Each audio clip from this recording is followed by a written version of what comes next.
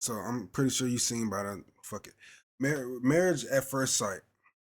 That's what I'm still trying to figure out this intro thing. Like, I've been doing this for years and I still don't know how to do it. Like, all right, marriage at first sight. We finna say this shit is. This shit is. This marriage is painfully. This marriage is absolutely painful to watch. So we gonna see what the fuck it's talking about. You know what I mean? It's like we just died. Hold on, I'm not used to my key. Goddamn. Yeah. All right. So yeah. All right. Let me put it back here. And so yeah, this marriage is absolutely painful. Fucking. We here, bro. Come on.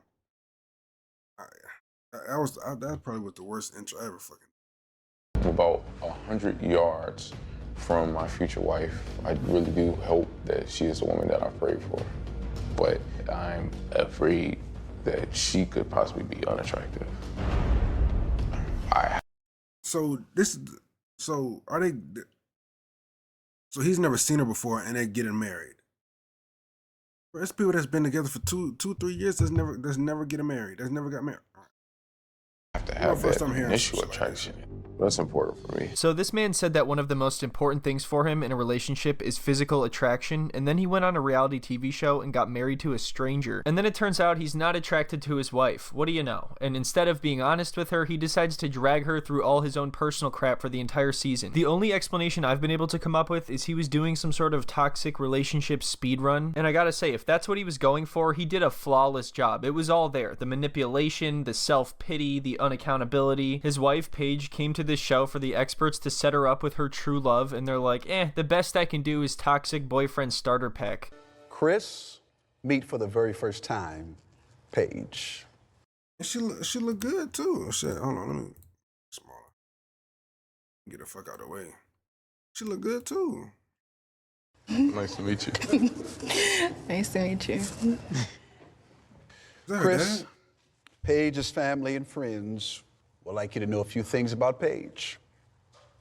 Paige is Paige. Huh, well that tells us a lot. She is a risk taker, and so far, it's paid off. He's like, cool, something I can ruin. Paige, there are some things that Chris's family and friends want you to know about him. He's well on his way to building an empire. All right, right away, you'll notice there's going to be a lot of empire talk. You know, he's like obsessed with building an empire. And of course, when asked about it, it's always super vague. I don't know what the hell he does. It's like, I'm an empire guy. I'm in the business of empires. I build them. Take it easy, Darth Vader. That usually just means they traded an NFT a couple years ago or something and then like lost $150 in crypto. And then they changed their Instagram bio to entrepreneur. Chris likes nice things, which means tailored suits. Who is that? Chris likes nice things, which means Paige Bridesmaid. Shit. Hold on now. Super vague. I don't know what the hell he does. Now we talking. Shit. It's like, I'm an empire guy. I'm in the business of empires. I build them. Take it easy, Darth Vader. That usually just means they traded an NFT a couple years ago or something and then like lost $150. Ayana. I need to find out where she at. which means tailored suits, Okay. name brand shoes, Non-fungible tokens. clothing, luxury car. You get the point. Right. But also, he wants to make sure that you don't just like him for these things, even though they're one of the first things he mentions when it comes to his personality. When they introduced Chris, he said that he was tired of dating women that only cared about his money, but then that's like all he talks about, and it's the first thing that he goes to. I was like, does he even think I'm attracted? Oh, you look beautiful. She cute. She got a little push back there too. You like it? Yeah, What about swag. it? She's beautiful. Some Oh tickle no, did he bitties. just say swag? I must say, that dress is simply fire. Tickle If you could bitties. like measure that dress in terms of like quantifiable heat, then I think it would be very high up on that chart. You know what's crazy? What? Your infinity sign. I actually have one. You can't tattoo? see it. Yeah. That's crazy. Yes. What's an infinity stone? Isn't that Thanos thing? Yeah, that big purple guy that collects the fruity pebbles. You got a tattoo of that guy? That's awesome. Yeah, no, that's not what I'm talking about at all. So I'm an entrepreneur, so You're an entrepreneur. What do you do? Entrepreneurial things. I'm the youngest black franchise owner of a particular brand in Atlanta, and I should be closing on my first house next week. So I flip Really? properties now. Yeah. Now, normally I would say great, that's good for him, but as you will see, this man is constantly lying about You can things. you You can might tell he think that lying, in this bruh. video I'm being a little bit harsh on this guy. You know what? So far he doesn't seem so bad. What's the big deal? Oh, just wait. In this next part, he talks about a tattoo that he has, and this really is the first sign that everything is going to be a total disaster. It's a cross with a crown, King Jesus. Let me see. That's dope. That looks fresh. It is fresh. When did you get it? A couple days ago. Oh. Why did you get that? What inspired you to get it? To be perfectly honest with you, Uh-oh. last year, me and my ex, we got our names tatted on us. What do the experts have to say about this? Oh, that's our bad. Sorry about that. We thought you wanted somebody that had a tattoo of their ex-fiance's name. The funniest part is the fact that he ran out and got it covered up like the day before the wedding. Like, oh shit, I'm getting married tomorrow. I gotta go cover up that tattoo. And I never had a chance to get it covered up. And I was like, I gotta do this. Now this would have been a perfect time to lie. I would have took that to the grave with her. Well, I mean, I would have took that shit to the grave. Because why? Why would, Now, so I had to do that. What do you mean you never had a chance to do it? You chose to wait until right before the wedding, and you chose to be on this show to begin with. Do you like dogs? What kind of dog you have? He's a Morkie. He's small. Interesting. Why? Yeah, my ex had dogs. So. cut this shit off. Cut it off. Cut it off. I know more about his fucking ex than I know about this. I mean, this woman right here, this beautiful woman. Bruh. Oh. Yeah, my ex was great. Terrific person. You'll meet her someday, don't worry. But I understand it's going to make you uncomfortable to talk about this too much, so I will change the subject. I apologize. Let's talk empires. My ex had a Yorkie. I'm like, is she your wife? Well, she would have been my wife, but she didn't want to build an empire with me. I was engaged. Really? Yeah, my last relationship was a few months ago, to be perfectly honest with you. So already by this point, it should be pretty obvious that this guy is in no shape to be getting married right now, let alone to be getting married to a stranger. I just don't really feel connected. I just wish he was like looking at me a little bit more, but I'm just hoping that this is nerves and that, you know. See, that's the problem. They hope it's like always the woman with the fat ass. It's always the one with a fat ass that never used their fucking brain. It's literally always the one with a fat ass that literally never uses their fucking brain. How the fuck you got a nigga that got, bro? I'll put an example like this. A nigga had three baby mamas. Three kids. And then he's a fucking high school dropout, and he sell drugs on low. You know the woman with the fat ass gonna say, "Oh, I could change him. Oh, I could change him. I could try to change him." No, you can't, Shawty. And they gonna think that shit forever. They gonna think that shit forever until they 30 or 40, or until they have a kid, until they the fourth baby mama. The next, after that, they look for a good nigga. I've seen it too many times. I know. Niggas want to be like, "Oh, Trey, you're wrong, Trey." No, the fuck I'm not. I've seen it. You can't tell me. I've seen it, nigga. And it's always the one with the fattest ass. Like, you could have been with me from the start, and I would have treated you like a queen. But you wanted a nigga with three baby mamas. Like, you just can't make it up. We can, open up. Not saying nothing about her. But she's on her way. She's on her way. Look at this guy. He's so sad and uncomfortable. He looks like he's playing a game where if you look down, bad things will happen. He doesn't look happy to be there at all, and the way he talks to her gets more and more rude, and it's clear that he just doesn't really care about any of this and doesn't want to put any effort in. So tell me the whole, engagement thing. You were just engaged a couple months ago. What happened? I didn't trust her, and she didn't trust me. Really? I felt like I didn't have her undivided attention, I did have my friendships, you know what I'm saying? Because I felt like I was missing companionship. What? So he didn't have his ex's undivided attention? That's part of why he broke up with her? That doesn't sound like a good sign. And then he says he was missing companionship, so he had a lot of friendships, which makes me think that they weren't just friendships. You'll notice as time goes on that Chris has no filter and never takes into account how somebody else is going to think or feel when he says something. I don't have any baggage, I don't have no kids or nothing. That is hilarious. You know, I am going to be honest with you about my shortcomings. Tell you what my weaknesses are. My ego used to be bad, but I don't really have a big ego. Sure. I try to learn from each relationship stuff, so.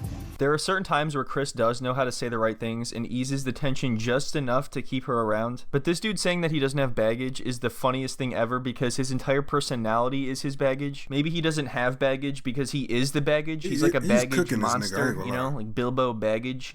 Are you a virgin? No. What made you think that? No, I was just asking. I don't know. As you can see, this man is very romantic. He knows how to be quite smooth. You know, all they've really talked about so far is just his personal crap and then like what she does for a living, and that's about it. He hasn't asked anything about her personality or her interests. Do you have a high sex drive?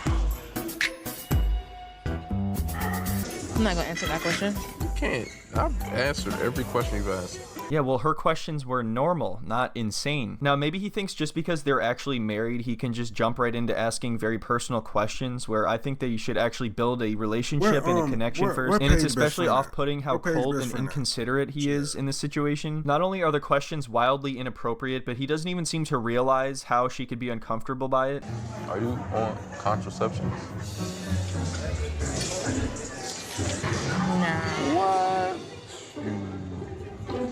God damn it, these experts don't get anything right. I ask for somebody who's on contraception and somebody who will watch Empire Strikes Back with me. Those are my two demands. This evening, I'm a proud father. All right, settle down. You know, I was sitting in my seat and I began to think about my son. He didn't even say anything yet. Why is he laughing? He was 9 years old. Him and his brother Corey, they started their own first business. You could almost say their first empire, if you will. Now, in this next part, Chris's dad sits down to talk to Paige, and it starts to make sense why Chris is the way he is. Not only is Chris asking some out-of-pocket questions, but his dad sits down and starts to ask her about their intimacy and how much she's going to satisfy him. She's amazing. She's very articulate. She's very accomplished. So two worlds will come together, and Chris and her will build an empire. Oh my God, take it easy. They're on a reality TV show. They're not building anything. Working the hours that he worked. When he comes home, he's exhausted. Right. He wants the touch of his wife. He wants to be intimate with his wife. What the hell is he talking about? So as you can see, that's a crazy picture. This man is clearly insane. Just putting aside how weird and creepy it is for him to comment on this, if they're both working, then what's the difference? You know, if they're both going out and working hard and then coming home, why is it her responsibility to make him relaxed or all this bullshit? When he comes home, he's exhausted. When he comes home, after a long day of empiring, he's exhausted, you know, and he needs his wife's touch. The question is, are you gonna touch my son? And he don't want that to be once a month, but he wants that to be once you understand and grow together. He wants it to be pretty consistent, you know? I mean, because after you work and you give out, you want to receive back. All right, there's way too much to even unpack in this situation. I could sit here and talk about how deranged this is for like 10 minutes. All I can think is she's working too. She has a job, so she's also giving. What is really the difference here? Is it because he makes more, if that's even true? I think this guy has a really messed up view of what intimacy in a marriage is supposed to look like. He's not talking about it like it's a mutual thing that two people decide to do because they love each other. He's essentially saying that it's the wife's responsibility to give, and since the husband gives in other ways by working, in this instance, he is the receiver and he's the one who takes. It's not like a mutual thing they both do. In this next part, Chris talks to all of Paige's bridesmaids, and it goes as poorly as you would expect. So Paige is different from the type of women that I'm used to. You know? So like, what are the type of women you used to? The opposite of Paige.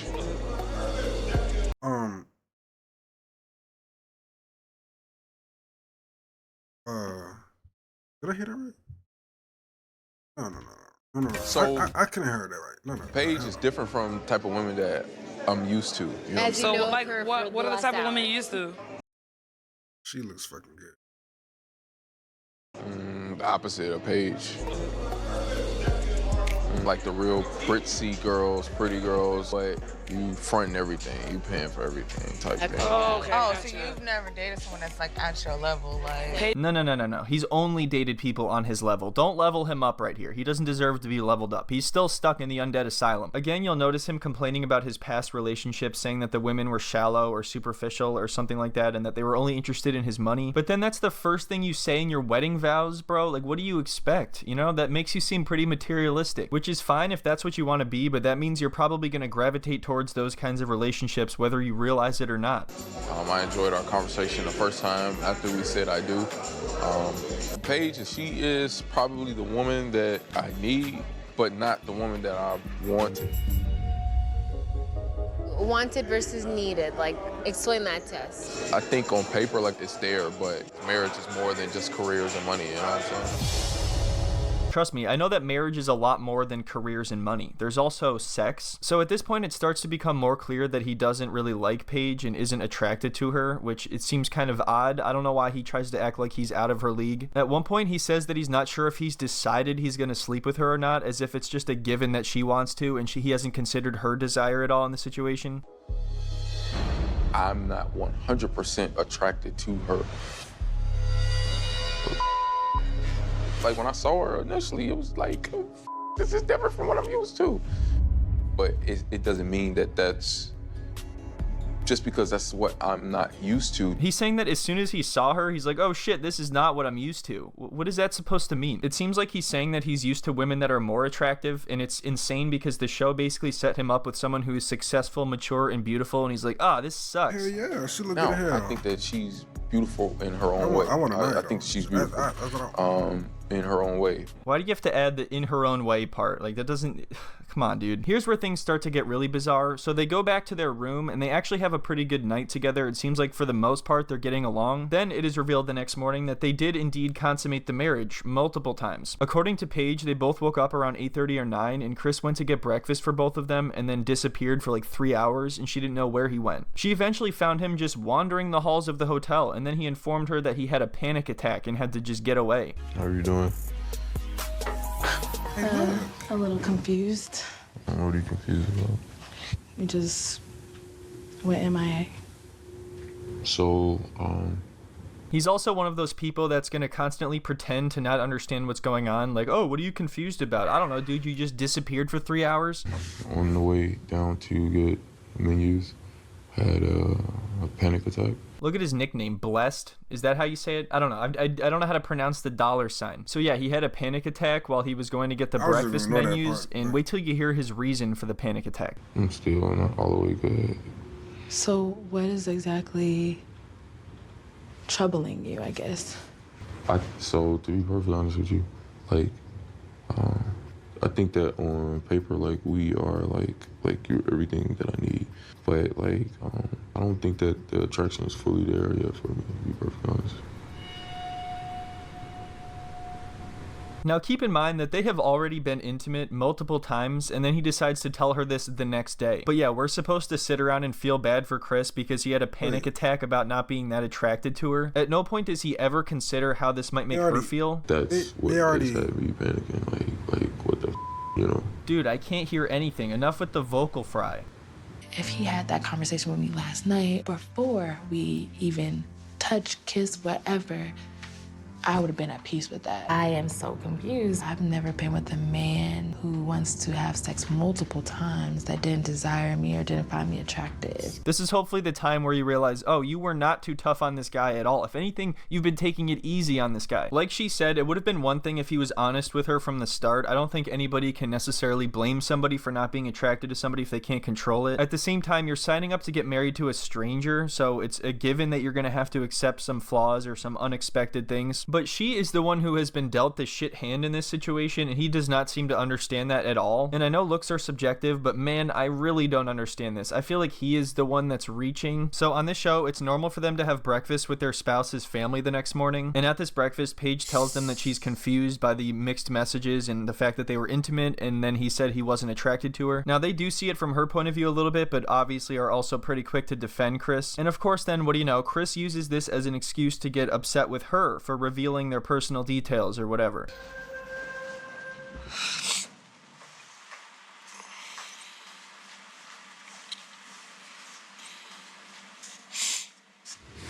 Why are you crying? So she just walks in and she sees him with his head down pretending to cry, and she's like, ugh, again with this shit, really? It's been like a day. Come on. Can we just play a board game or something and get to know each other as husband and wife? What is all this? All this nonsense about panic attacks and breakfast menus and empires? I'm gonna lose it here. How do you think all the stormtroopers would act if Darth Vader was sitting around crying, huh? So what bothered me the most was I ain't never talked about my sex life as an adult with my parents. It was weird. Dude, your dad sat down with her and talked about it. That was the weirdest shit ever. If Chris wasn't so horrible up until now, I could kind of see the point where you shouldn't talk about these kinds of details with your family, but this is already a very unusual situation, and I can imagine she would feel kind of helpless and want to talk to your family about it. With all due respect, like, I did not want to have sex coming into yesterday, but I wanted to feel a closeness to my wife. Maybe, you know, I would generate some type of attraction. Yeah, that's really nice. Now she has to hear that he didn't even want to do it to begin with. So the whole thing was he just regrets the whole thing, I guess. Him saying that he wanted to feel a closeness with his wife or build some kind of attraction, that's all just an excuse. But he had it multiple times with her. That's not the case at all. Anyway, we have come to the end of this. Give it to me. Fuck it. I just want. Give it to me. Fuck. I just want. Give it to me. Video, but there is so much more that happens with these two. Before I go, I just want to give a quick reminder to check out the podcast. It's posted every Thursday on Spotify and Apple, and part 2 of Louise and Jose is over on Patreon.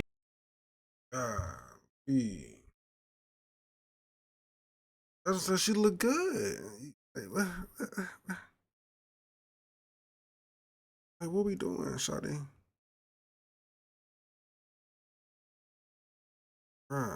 All she got in the front of that shit was a body count.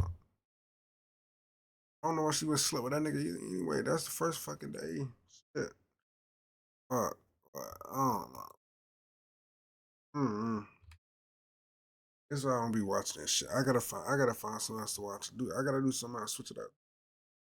This shit ain't it, bro. I be getting pissed off, bro. But yeah. We out this shit, man. On to the next.